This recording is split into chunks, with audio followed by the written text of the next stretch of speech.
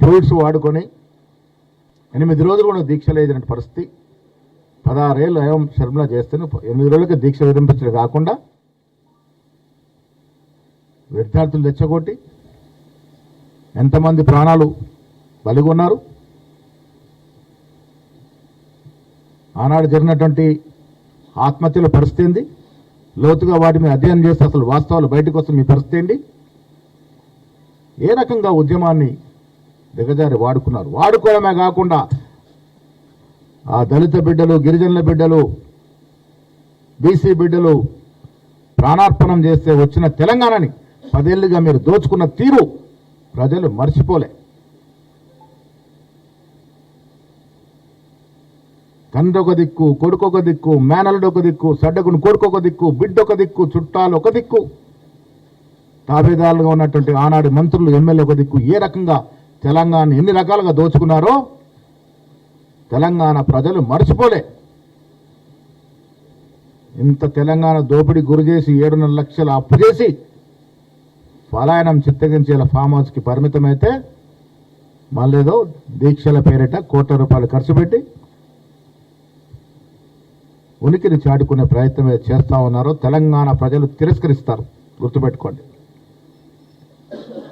2003 assembly ఎన్నికలు ఏ రకంగా తిరస్కరించినారో, parliament ఎన్నికలు ఏ రకంగా 0 సీట్లు ఇచ్చినారో, మొన్న జూబ్లీ హిల్స్ ఎలక్షన్లో ఏ రకంగా బుద్ధి చెప్పినారో అదే గతి కంటిన్యూ అవుతుంది. నేను రిపోర్ట్లన్నీ కూడా కేటీఆర్ కూడా పంపిస్తా ఉన్నా, చదువుకోండి. మీరు ఈ దీక్షలు చేసిన తీరుతెన్నులు, డాక్టర్స్ ఇచ్చిన రిపోర్ట్లు ఇవన్నీ కూడా మీకు కూడా పంపిస్తాం, చదువుకోండి. ఇంకా ఈ దీక్షా దివసులు ప్రజల్ని మభ్యపెట్టే కార్యక్రమాలు మానుకోండి. మీకు ఏమైనా చిత్తశుద్ధి ఉండి నిజంగా చేయదలుచుకుంటే సోనియా గాంధీ గారు ఫోటో పెట్టుకొని ఈ వారం రోజులు పాలాభిషేకాలు చేయండి. ప్రాణ అర్పించినటువంటి త్యాగదనులకి నివాళులు అర్పించండి. ఇప్పుడు జైలు కొట్టాల్సింది కేసీఆర్ దీక్ష కాదు. దళిత బిడ్డలు అంటించుకోవడానికి నిప్పు దొరుకుతుంది, కిరోసిన్ దొరుకుతుంది, కానీ కిరోసిన్ పోసుకున్న హరీష్ రావుకు మాత్రం అగ్గిపెట్ట దొరకదు. ఆనాడు నమ్మిరు ప్రజలు. ఎవరు బలిదానం ఇస్తే ఎవరు అనుభవించారు, ఎవరు తెలంగాణ ఇస్తే ఎవరు అధికారంలోకి వచ్చారు. సోనియా గాంధీ గారు లేకుంటే తెలంగాణ ఆవిర్భావం అయ్యేదే కాదనే మాట కేసీఆర్ గారు సాక్షాత్ చెప్పారు. ఆ తర్వాత అదే సోనియా గాంధీ గారిని ఇష్టం వచ్చినట్టు మాట్లాడినారు. సోనియా గాంధీ గారి యొక్క దయ లేకుంటే తెలంగాణ వచ్చేది కాదు, కేసీఆర్ ముఖ్యమంత్రి అయ్యేవారు కాదు, కుటుంబ సభ్యులంతా అధికారం వచ్చేది కాదు, ఈ రకంగా దోచుకునే అవకాశం మీకు వచ్చేది కాదు. వేల కోట్ల రూపాయలు దోచుకొని తెలంగాణని అప్పుల పాలు చేశాను కాబట్టి మిమ్మల్ని ఇంటికి పంపినారు. 2023లో ప్రజాదరణ కలిగినటువంటి నాయకుడు రేవంత్ రెడ్డి గారి సారథ్యంలో జరిగిన ఎన్నికల్లో బట్టి విక్రమార్క గారు, ఉత్తమ్ కుమార్ లాంటి వారు, దామోదర నరసింహ లాంటి వారు, జానారెడ్డి లాంటి వారు, హనుమంతరావు లాంటి వారు, చాలామంది సీనియర్లు ఆనాడు సోనియా గాంధీ, ఖర్గే, రాహుల్ గాంధీ గారు చెప్పిన మాటలు విశ్వసించి మాది అధికారం తీసుకొచ్చినారు. 2 ఏళ్లుగా ప్రజాపాలన సాగుతూ ఉంది. నేను తెలంగాణ ప్రజలకు మీ ద్వారా విజ్ఞప్తి చేస్తా ఉన్నాను. పులి నోటు తలకాయ పెట్టింది, ఆ పులి నోట తలకాయ పెడితే తెలంగాణ వచ్చింది, ఇలాంటి బూటకపు మాటలు నమ్మే స్థితిలో తెలంగాణ ప్రజలు లేరు. తెలంగాణ ప్రజలకు స్పష్టంగా తెలుసు. ఉద్యమం చేసింది విద్యార్థులు, యువకులు, నిరుద్యోగులు. వాళ్ళకి ఏం చేశారు మీరు 10 ఏళ్ళుగా? అంతమంది నిరుద్యోగులు ప్రాణాలు అర్పించి తెలంగాణ తెస్తే ఏ నిరుద్యోగికి మీరు ఉద్యోగాలు ఇచ్చారు? మీ ఇంటి నుండి ఉద్యోగాలు పెట్టుకున్నారు.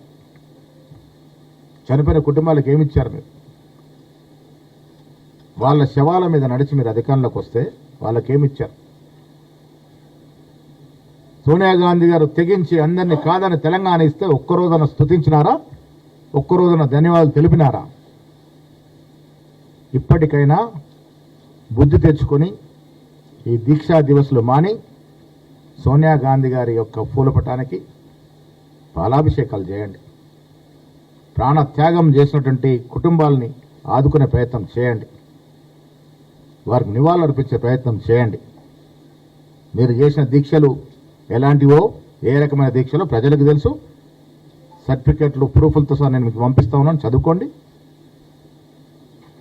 ఇప్పటికైనా ఇవన్నీ మానుకొని ఆ దీక్షా దివస్లో మీరు కోట్ల రూపాయలు పెట్టినా వచ్చేదేమి ఉండదు. ప్రజలు బాగా తెలివైనవారు, తెలంగాణ ప్రజలు విఘ్నులు. మిమ్మల్ని ఆదరించే పరిస్థితి ఉండదు ఈ రాష్ట్రంలో. ఒకరు త్యాగం చేస్తే ఒకరు అధికారం అనుభవించారు. అధికారంలోకి వచ్చి రాష్ట్రాన్ని అన్ని రకాలుగా దోచుకున్నారు. ఆ దోచుకున్న డబ్బుతో ఇలా రాజకీయాలు చేయాలనుకుంటా ఉన్నారు. మీ కుటుంబంలో తగాదాలు ఎందుకు వచ్చాయో రాష్ట్ర ప్రజలకు తెలియదా? దోచుకున్నది పంచుకోవడంలో వచ్చిన తేడాల వల్లనే కదా కుటుంబంలో తగాదాలు వచ్చాయి. ప్రజలకు స్పష్టంగా కనబడుతూ ఉన్నాయి.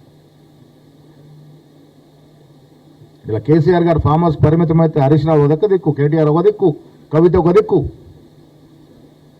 పంచుకున్న వాటాలు సరిగా చిక్కగా బజారున పడి మాట్లాడుకున్న తీరు ప్రజలు గ్రహిస్తూ ఉన్నారు. దీక్షా దివస్లకు ఇంకా ప్రజాదరణ ఉండదు కాక ఉండదు. బీఆర్ఎస్ పార్టీకి ఈ రాష్ట్రంలో ఉనికి మళ్ళీ రాదుగాక రాదు. ఈ రాష్ట్రాన్ని అన్ని రకాలుగా అభివృద్ధి సంక్షేమిస్తున్న కాంగ్రెస్ పార్టీ ఇవాళ వాస్తవాలతో బయటకు రావాలని మేము ముందుకు వచ్చాం. మీకు కూడా కాగితాలు ఇస్తాం. దీక్షల వల్ల, కేసీఆర్ దీక్ష వల్ల తెలంగాణ రాలే. ఎస్, కేసీఆర్ ఉద్యమంలో కేసీఆర్ పాత్ర ఉంది, అంటే అనుమానం లేదు. కానీ కేసీఆర్ వల్లే తెలంగాణ వచ్చిందని మీరు చెప్పుకునే ప్రయత్నం చేస్తూ ఉన్నారు. అది ప్రజలు సహించరు, ప్రజలు ఒప్పుకోరు.